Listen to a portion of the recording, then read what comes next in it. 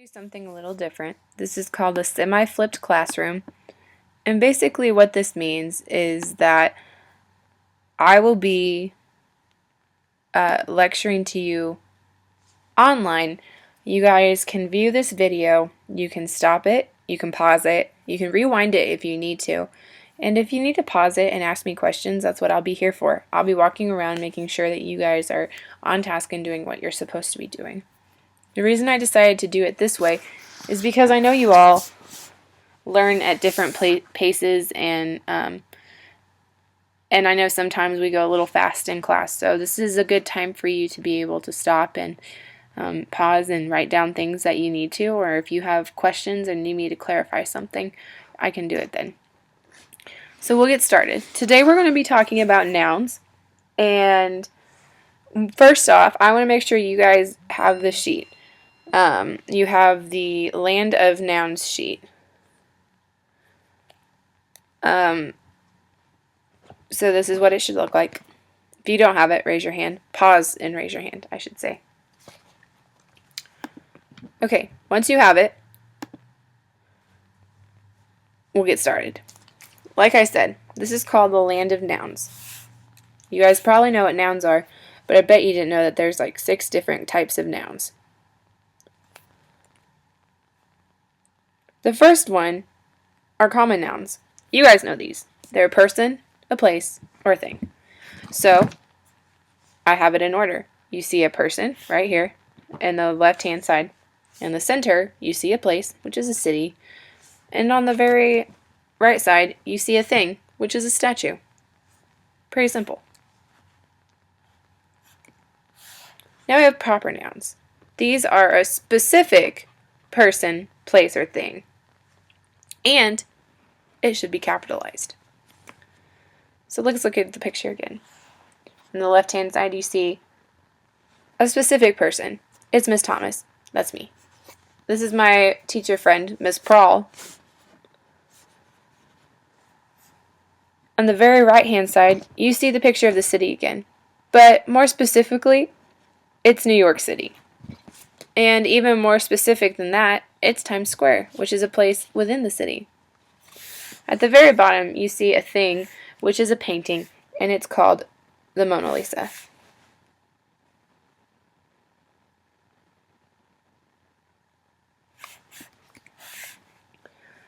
Like I said, you must capitalize proper nouns. You guys capitalize your name, at least I hope you do, and you should capitalize my name, or any other teacher's name.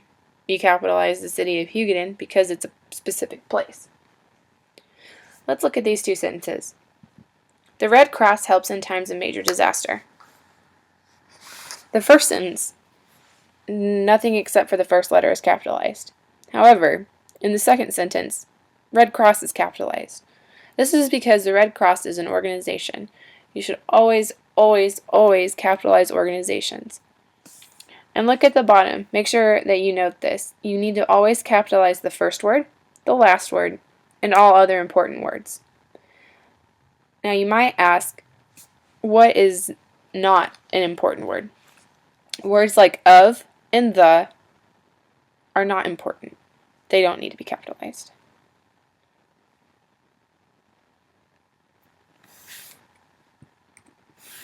Alright, next thing we have are concrete nouns. I told you guys, there are a lot of nouns. Okay, a concrete noun is something that can be experienced with the 5 senses. Or 5 senses. And you guys have been talking about this, so you should know what they are. But in case you forgot, I have them written. Touch, smell, taste, hear, and see. I have a picture of a flower over here. You can touch a flower. You can smell a flower. You can see it. You might not be able to hear it. And you shouldn't be able to taste it. I don't know if you guys like to go and eat flowers. I don't. But if you do, that's fine. And now we have something a little bit more difficult. They're called abstract nouns. This names something that cannot be experienced with the 5 senses, so it might be kind of hard to think about. The one I said here is hope. Hope is something you cannot taste, you cannot see, and you can't touch it. I have other examples. Some examples of abstract nouns are love, hope, and wisdom. Now I want you to take a second, pause this video, and come up with at least 3 more examples. Raise your hand when you have them so I can check and make sure you're on the right path.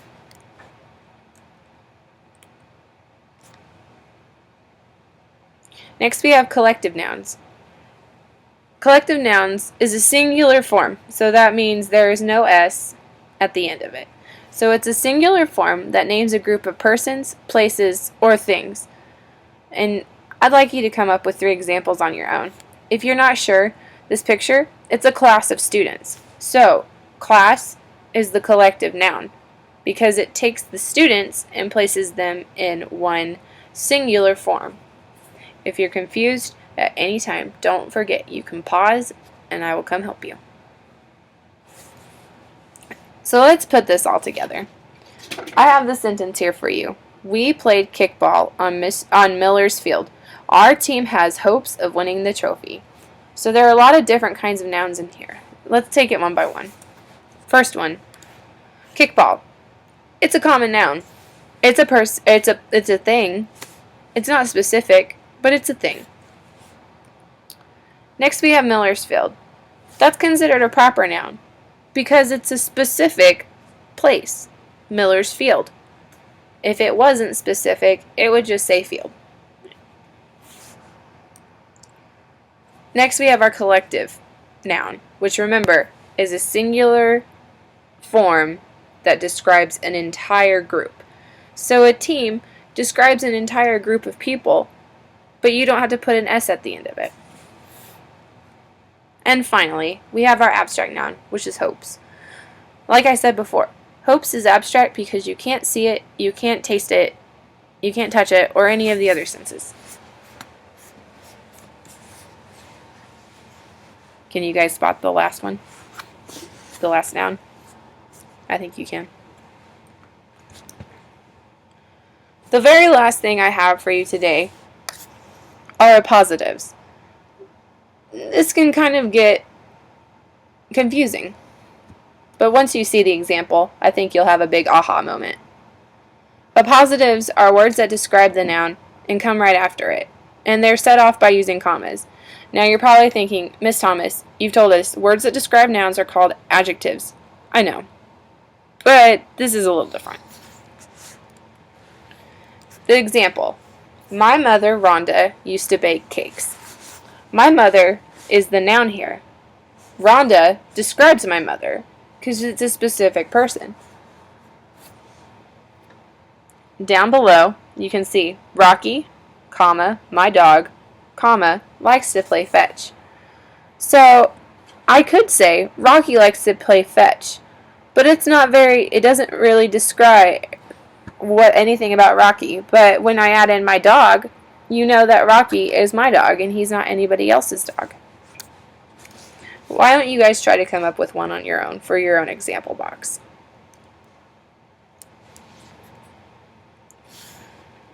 Okay, so we've gone through this lesson on nouns. Like I said, I have things for you guys to do now. This is not just the end of class. You guys have different worksheets that you will need to do, and you will be put in groups. So, once this video is over, at the end of class, you can choose to take your the online quiz at the end of class, or you can take it now. The link is on the board. So, what you will need to do, you will need to go to Safari on the iPad. It's at the bottom, and you'll need to click on it. I have Firefox, so mine's a little different. And when you come up here, you'll need to type in the letter or the different, the address, the URL. It's pretty simple, and then just take the quiz from there. It's very short. It's not too difficult for you, and I will be seeing who's taking it and who's not. So don't think you can get out of it. Anyway, that was my short flip lesson. I hope you guys liked it. You will need to tell me if you did, right? And that's one of your assignments for today, is to write an exit slip and to write a summary of what you've learned. I'll explain that more in class.